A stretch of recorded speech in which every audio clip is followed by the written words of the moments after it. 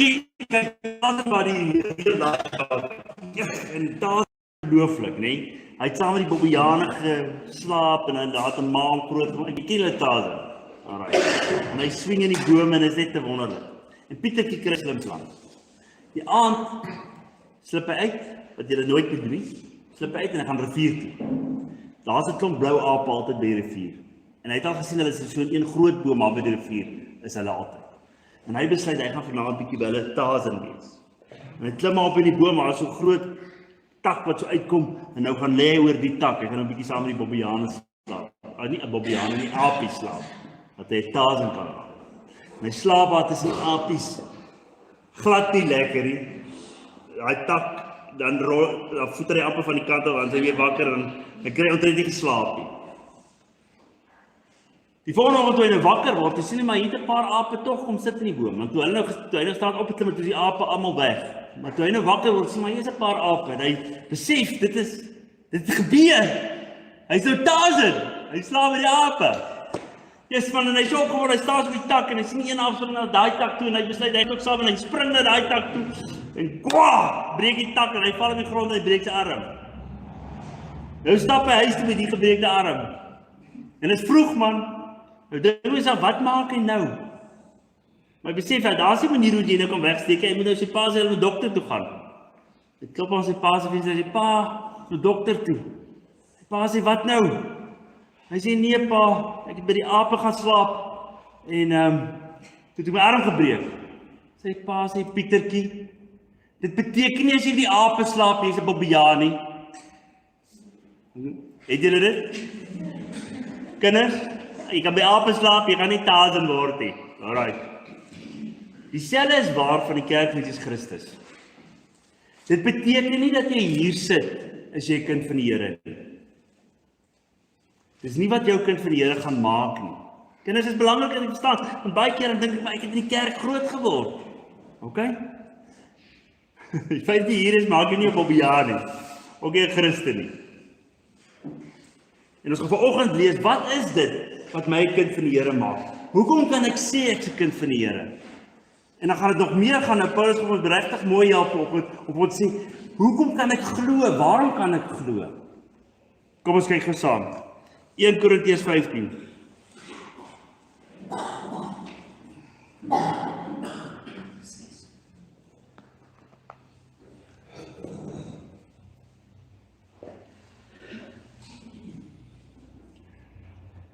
Broers, ek herinner julle aan die evangelie wat ek aan julle verkondig het. Skalk, wat beteken die evangelie? Goeie nuus, evangelion, baie mooi. Ek vra vir Skalk wat hy weet. Okay, broers, ek herinner julle aan die goeie nuus wat ek aan julle verkondig het. Wat julle ook aangeneem het en waaroor julle ook vas staan. Waardeur julle ook verlos word, mits julle vashou aan die evangelie woord, die goeie nuus woord wat ek aan julle verkondig het. Tensy julle te vergeefs tot geloof gekom het. Want die wesenlike wat ek ontvang en ook aan julle oorgelewer het is, Christus het vir ons sondes gesterf, volgens die skrifte. Volgens wat se skrifte? Dat 'n kind kan my help, volgens wat se skrifte?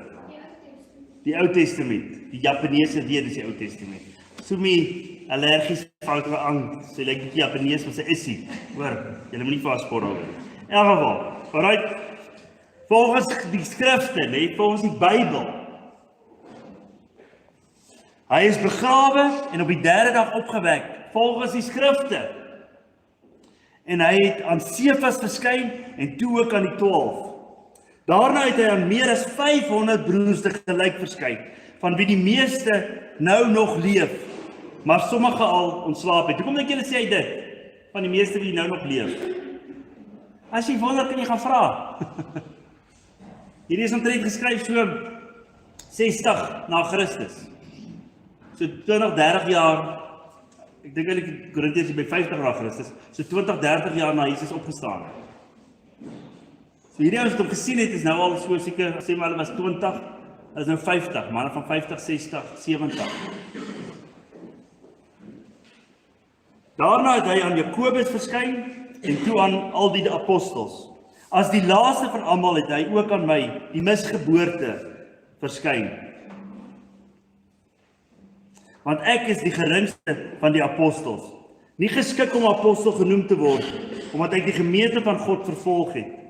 Maar deur die genade van God is ek wat ek is. Sy genade aan my was nie vergeefs nie. Trouwens, ek het baie harder gewerk as al die ander. Eintlik nie ek nie, maar die genade van God wat met my is. My so beautiful, hè? Dis 'n tipiese kind vir die Here. Jy wil jou hand opsê en sê, ek het hard gewerk vir die Here. En dan besef jy, nee, die Here het hard gewerk deur my. Daarom, of dit ek of hulle is, dit is wat ons verkondig en daarvolgens het julle tot geloof gekom, tot sover.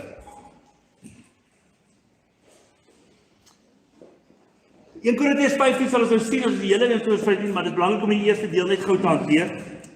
Maar as jy die hele 1 Korintiërs 15 lees, dan sien jy die kerk, die Korintiese kerk, het begin twyfel in die opstanding van gelowiges. Nie noodwendig die opstanding van Christus nie. Hulle het begin twyfel in die opstanding van gelowiges. Wat gebeur met 'n gelowige as hy sterf? En nou die dooie gaan opstaan. Ek weet hoekom sal jy wees? As jy wonder of jy na jy sterf weer by die Here gaan wees, ewige lewe gaan hê. Maar die probleem met hierdie kerk wat ons al gesien het, nee, hulle is 'n lekker kerk. Dis 'n lekker gemeenskap. Ons drink saam, ons eet saam, ons raak dronk saam. Dis happy, ons almal raas en dis net lekker. Dis amper die idee en hulle wil kyk wie is die beste en die grandste ook nog. So dis amper die idee van your best life now. Weet jy of jy al so 'n boek gesien het op die rakke nie? As jou beste lewe nou is, dan sê jy waar lekker van waar jou pad sien. As jou beste lewe nou is, jou pad hel toe. Is nie? Jy wil sê die hemel gaan beter wees as nou. Of nie? Natuurlik is die hemel beter as nou. So ek sê, nou is die beste tyd van my lewe, as ek nie op pad hemel toe nie. Maar jy kan dink in hierdie kerk, het dit begin die woord raak, nee, dis net lekker, dis net wonderlik. Jou beste lewe nou. En hulle het die doel gemis van kind van die Here wees. Die hoop dat ek ewige lewe sal hê, dat ek ewig by God sal wees. En hierdie gedeelte sluit by dit aan. En hy begin by die basiese ding, ek dink die ding wat hulle geglo het. Hulle het geglo, Jesus Christus het die dood het opgestaan. Ons sal nou kyk op daarna. Hy begin by dit om te sê, wel, as dit waar is, dan moet dit waar wees dat Jesus, dat jy ook kan leef, vir ewig. Maar kom ons begin met die eerste gedeelte.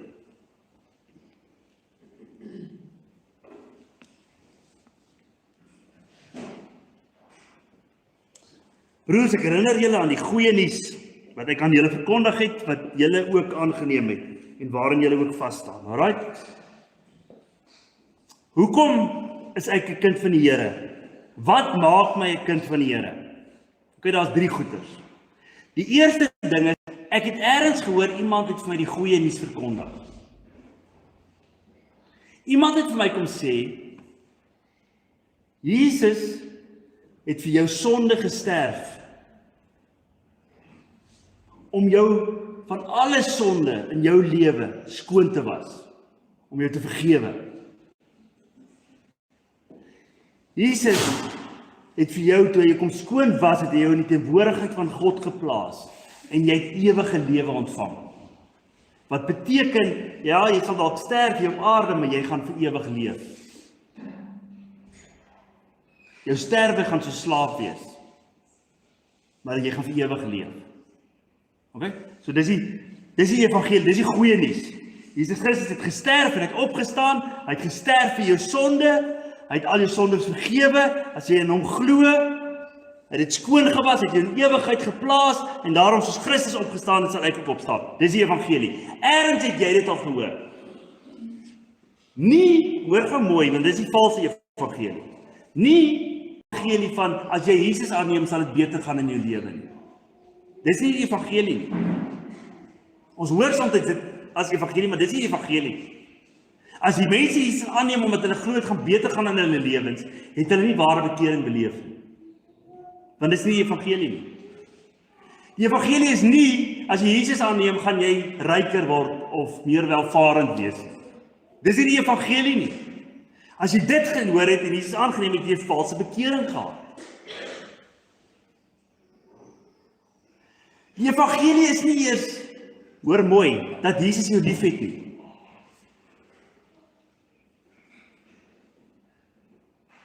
Natuurlik het hy jou lief, maar dis nie die hele evangelie nie.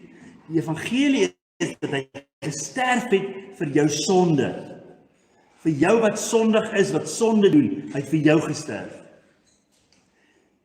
En dit jou sonde, as jy hom aanneem en dit aanvaar vir jouself, dan was hy dit af en hy maak dit skoon en hy vergewe jou volkome en hy bring jou in die teenwoordigheid van God, sodat jy ewigheid kan hê. Dis die evangelie. Dis wat mense moet hoor. Dis hoekom ons daaroor moet praat. Want dis wat mense moet hoor, is al wat hulle kan bring tot bekering. Enigiets anderste gaan lei tot valse bekering. Hoekom sê ek dit? Want daar's verskriklik baie valse bekerings. Ek luister gister op na 'n ou wat sê, jy weet, hy's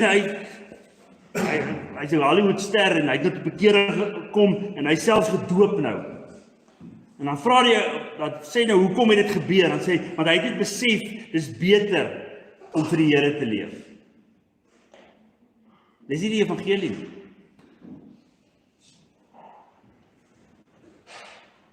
So dit is belangrik. Ek moet die evangelie kan hoor.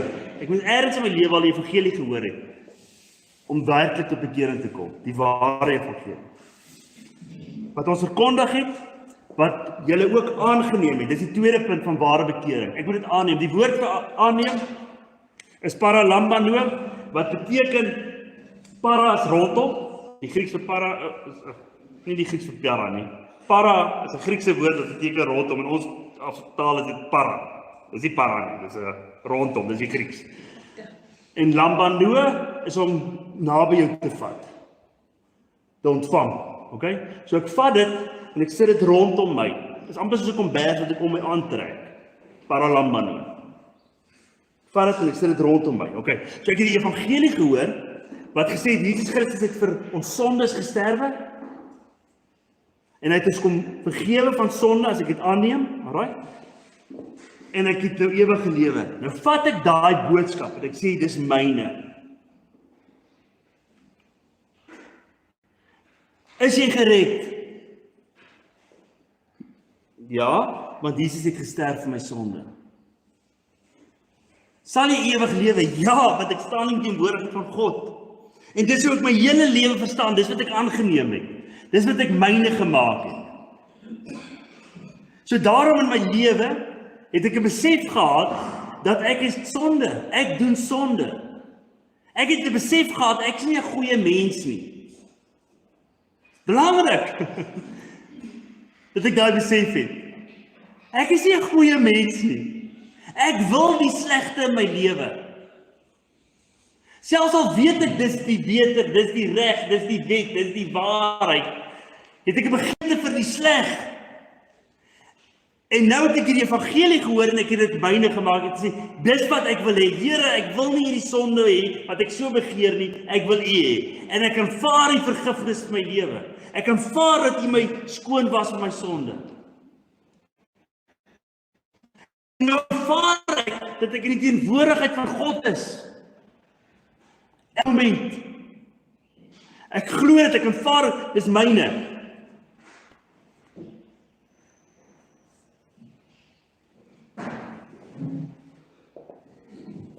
So valse bekering, sal ek sê, is dan iemand wat sê, ek is nie so slegte ou nie. Ja, Jesus het gesterf vir my sonde, maar ek is nie so slegte ou nie, daarom sal die Here my red. Sê ek vir vrou, kom gaan die hemel toe. Jy sê vir my, ja, maar Ferry, ek is dan so bad. Jy het vir Pieter sien. Hy is bad. As ek dit sê, het ek 'n valse bekering gehad. Dan het ek nie die evangelie geparalambano nie. Ek het dit nie aangeneem vir my nie.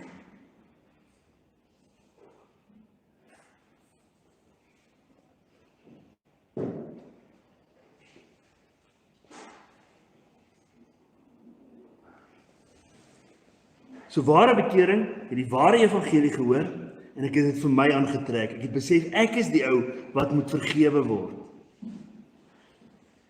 Ek is die ou vir wie Jesus moet sterf.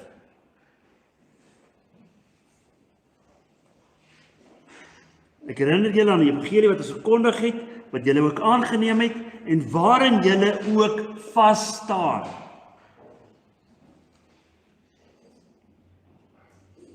Waardeur julle verlos word, mits julle vashou aan die evangelie woord.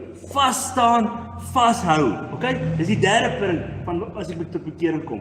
Ek bly op hierdie punt dat die Here my moet red. Ek bly in die teenwoordigheid van God waar staan. Dis redding. As ek tot hier toe kom en ek sê, ek het 'n dag en datum, die 5de Maart 2001 of whatever, het ek die Here aangeneem.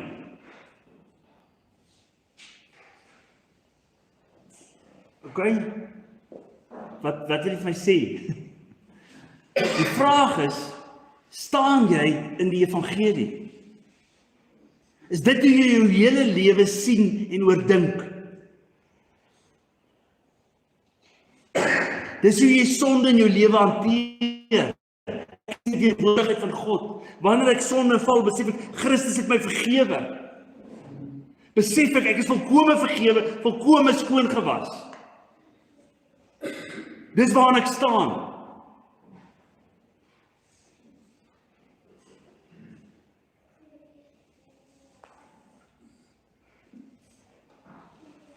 Dis bekering, dis ware bekering. Ek het die ware evangelie gehoor, ek het dit vir my aangeneem, so kom vers, so kom my onttrek, en nou bly ek staan daarin.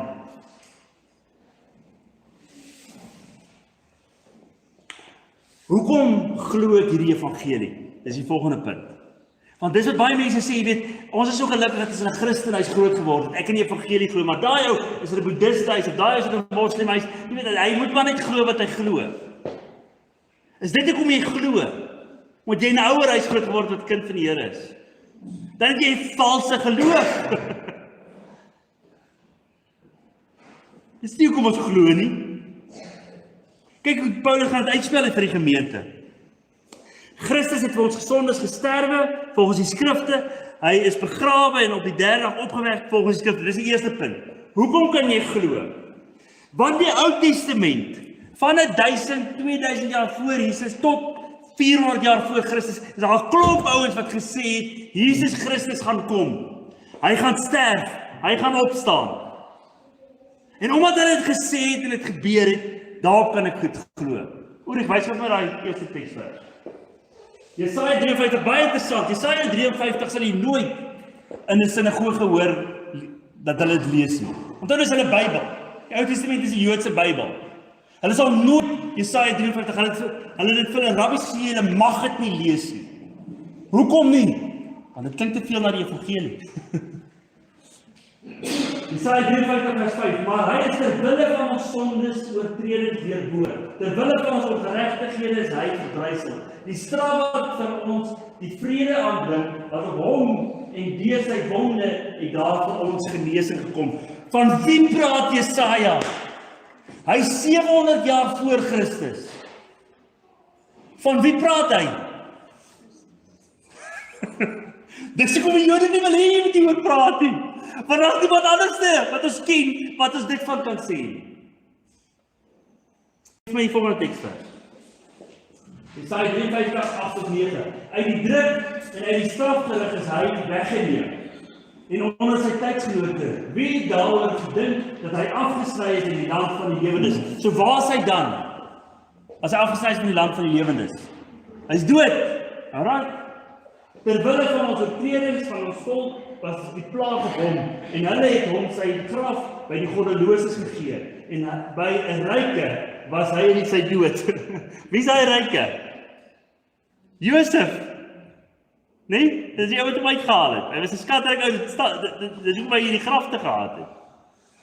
Omdat hy geen onreg gedoen het nie, en geen bedrog in sy mond gewees het nie. Van wie praat hierdie ouens? Geef my die volgende teksvers. Hosea 6, vers 1-2, is ook so 500 jaar voor Christus. Kom ek laat ons terugkeer tot die Here, want hy het verskeur en sal ons genees. Hy het ons geslaan en sal ons verbind. Hy sal ons na 2 dae lewend maak op die 3de dag, sal ons laat opstaan, sodat ons voor sy aangesig kan lewe. Na 2, na 3 dae. Baie ons sal sê, Jesus was nie 3 dae in die graf nie. Jy sal sê, ja, hy was 2 dae in die graf. Maar die dae is getel, hoe werk die Joodse dag? Van sonopkoms tot sonsondergang. So die Vrydag voor die sonsondergang was hy dood. Dis dag 1. Saterdag, dag 2, die Sabbat na sonsopkoms, toe hy opgestaan, is 3 dae. So jy het nou mooi getel in ure, is dit bietjie minder as 2 dae, as jy sê is 2 dae. Maar dis wat Hosea gesê, 500 jaar voor Christus, van wie praat hy? So dis die eerste punt. Die eerste punt is, as ons selfs kyk na die Ou Testament, kan ons sê, hier is so 'n klomp profesieë, wat nie sin maak nie, behalwe as dit waar is vir Christus. Ok, dis die eerste punt. Dis hoekom ek kan glo.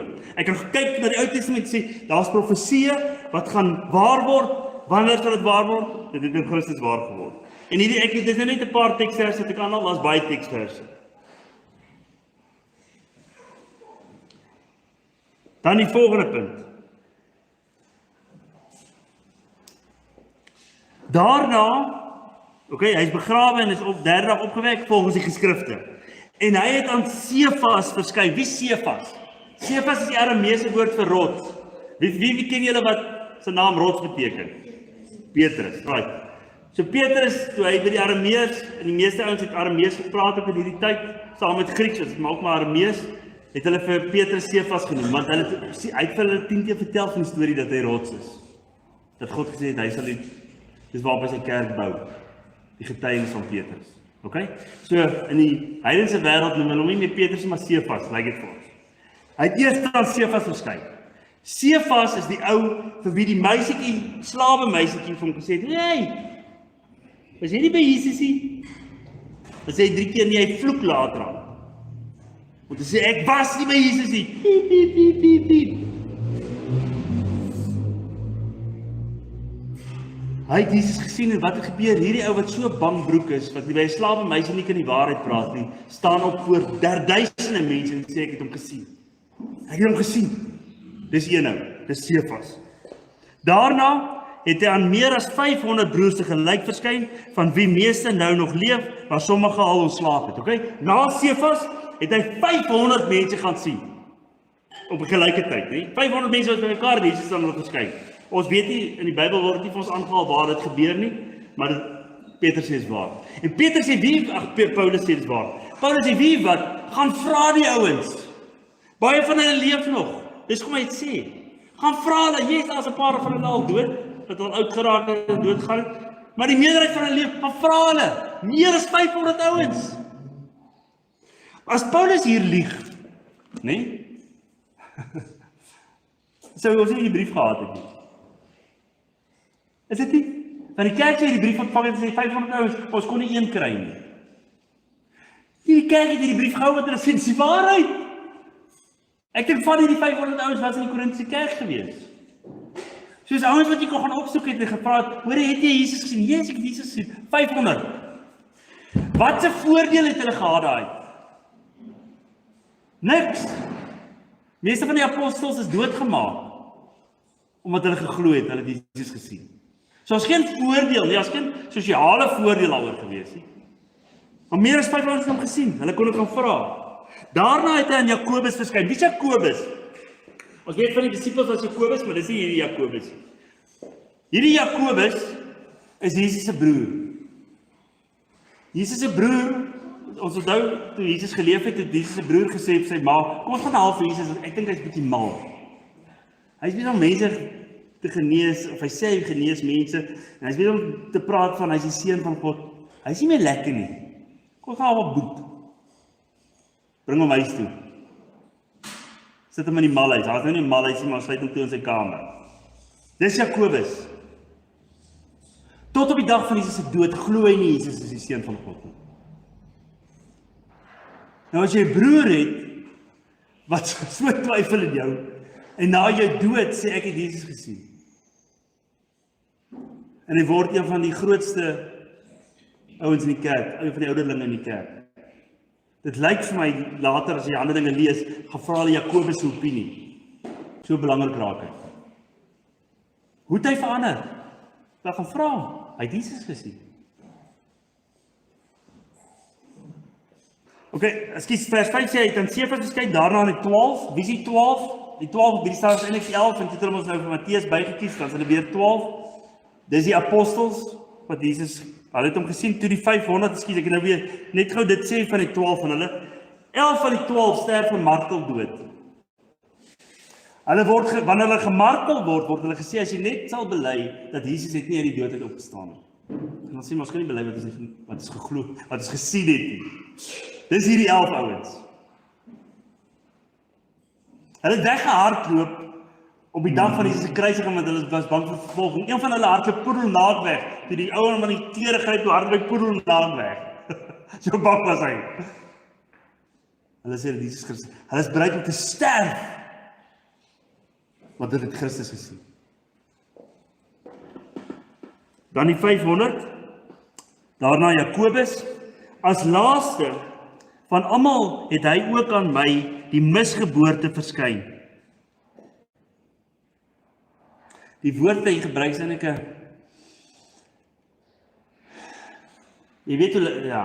'n miskraam is 'n terrible besigheid, né? Hier kom 'n kind van misvormdheid, is nog eers klaar gevorm, hy is misvorm, hy lyk so een been nog langer. Goeters is nie lekker by mekaar uitgebring nie. Paulus sê dis ek. Want ek is die geringste van die apostels, nie geskik om apostel genoem te word nie, omdat ek die gemeente van God vervolg het. Maar deur die genade van God is ek wat ek is.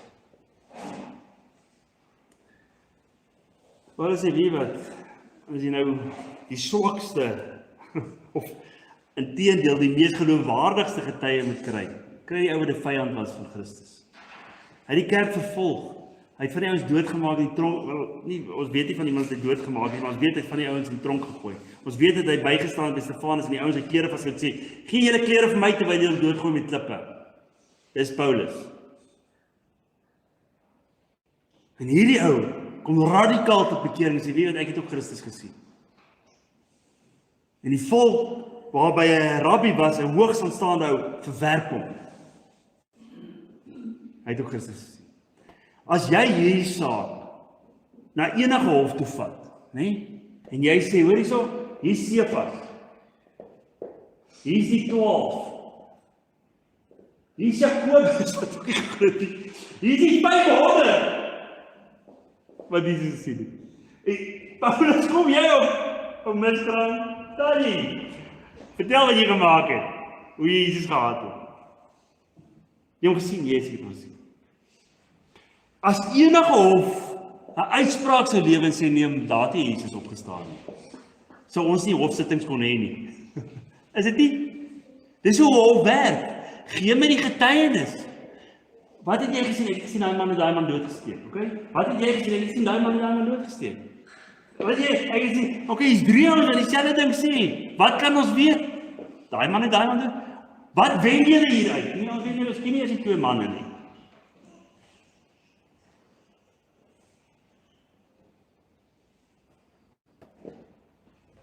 Ek glo nie blindelings nie.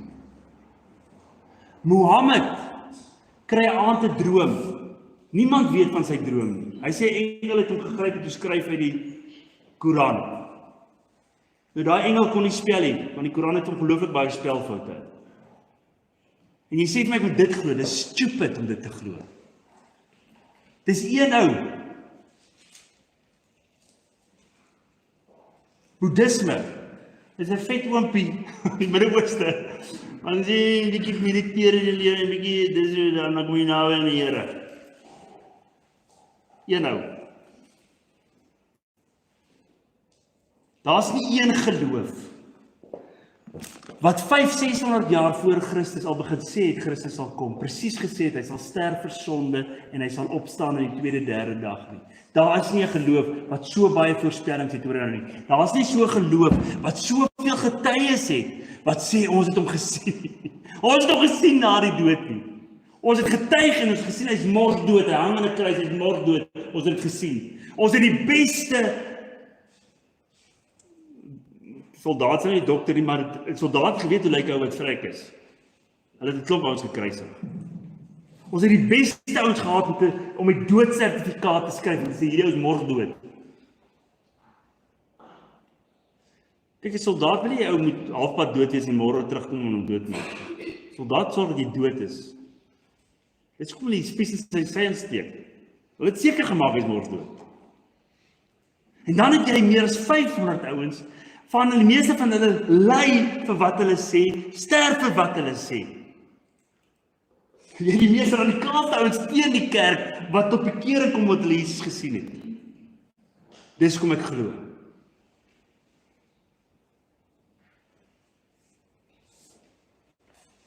En dan sal Paulus by einde sê, maar deur die genade van God is ek wat ek is.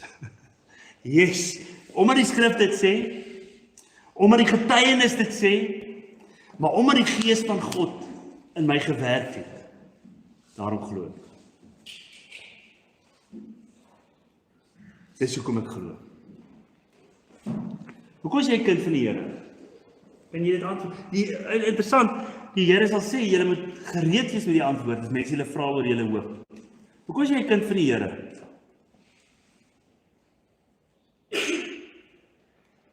Jesus Christus het my gesterf aan die kruis.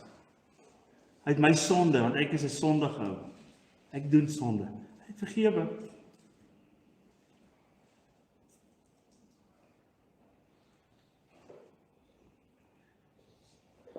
Sy Heilige Gees my kom opwek soos hy opgestaan het. Ek sien die teenwoordigheid van God. Hoekom glo ek dit? Want ek kon die geskrifte gaan lees van 700 jaar voor sy tyd, het hulle al gesê, het God al gesê dit gaan gebeur. In sy tyd was daar manne wat hom gesien het opstaan, mees van die ongeloof, ek wil amper sê mees van die geloofwaardigste manne, want hulle was teen hom. Mees van die geloofwaardigste manne wat hulle doodgegaan vir wat hulle gesê het hom gesien. En ek weet die Heilige Gees het my gegryp, dat ek kan sê, Here, vergewe my en neem my aan. Dis omdat ek 'n kind van die Here is. Nie omdat dit vir my 'n beter lewe is nie. Nie omdat dit my huwelik beter maak nie. Want ek doen dit ook. Omdat ek weet, Jesus het vir my gesterwe, en my sonde, kom vergewe. Dis hoekom ek 'n kind van die Here is. Alrede ek my kind van die Here is. Kom ons bid saam.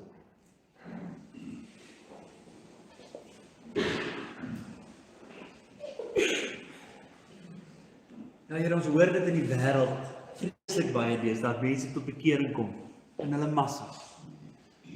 En as jy hoor hoe kom hulle tot bekering kom, want hulle glo, jy gaan hulle lewens meer seën, hulle gaan ryker wees, hulle gaan meer welvarend wees, jy gaan hulle huwelike red, jy gaan hulle kinders oulik opbring, grootmaak.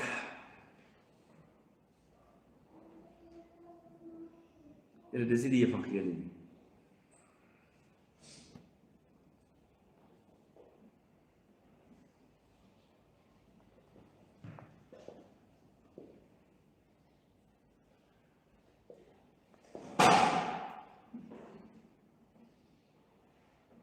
Dankie vir die evangelie, dankie vir die goeie nuus, dat U vir ons gesterf het. Ons was onder die oordeel. Hel was ons lewe.